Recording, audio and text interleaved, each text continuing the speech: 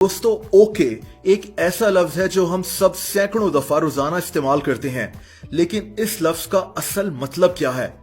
इसकी हिस्ट्री इंतहाई दिलचस्प है। 1839 में बॉस्टन मॉर्निंग नामी अमरीकी अखबार ने मजाक के तौर पर ऑल करेक्ट को गलत स्पेलिंग्स के साथ OLLKORRECT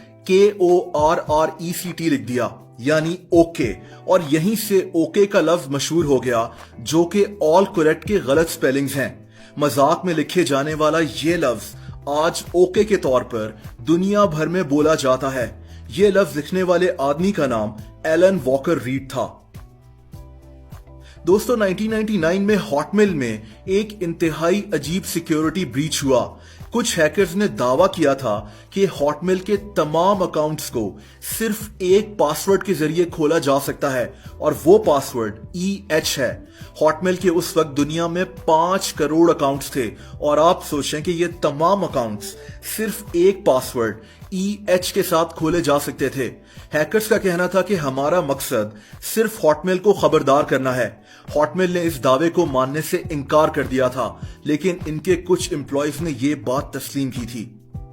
दोस्तों, आपको यह जानकर हैरत होगी कि 2016 से पहले हैप्पी बर्थडे का मशहूर गाना पब्लिक प्लेस पर गाना जुर्म था। हैप्पी बर्थडे के गाने को हम सब जानते हैं, लेकिन इस गाने पर 2016 से पहले कॉपीराइट्स थे।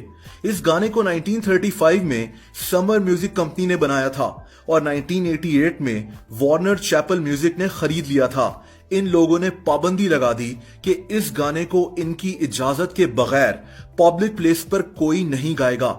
इसीलिए अमेरिका में तो खास तौर पर रेस्टोरेंट्स वगैरह में हैप्पी बर्थडे का मशहूर गाना कोई नहीं गा सकता था। ये कानूनन जुर्म था। 2016 में अमेरिकी अदालत ने इस कानून को तब्दील किया था।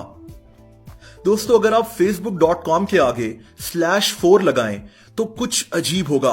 /4 लगाकर अगर आप फेसबुक को खोलेंगे तो आप सीधा फेसबुक के मालिक मार्क जकरबर्ग की प्रोफाइल पर पहुंच जाएंगे।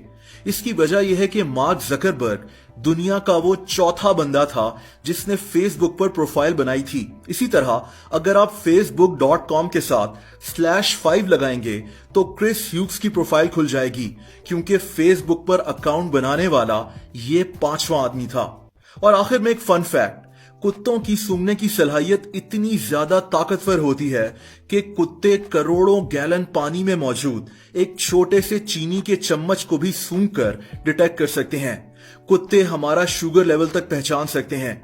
कई कुत्तों को तो बकायदा ट्रेन किया जाता है कि अगर इंसान का शुगर लेवल ऊपर है या नीचे है तो कुत्ते सूंघकर फौरन इनको अलर्ट कर दें।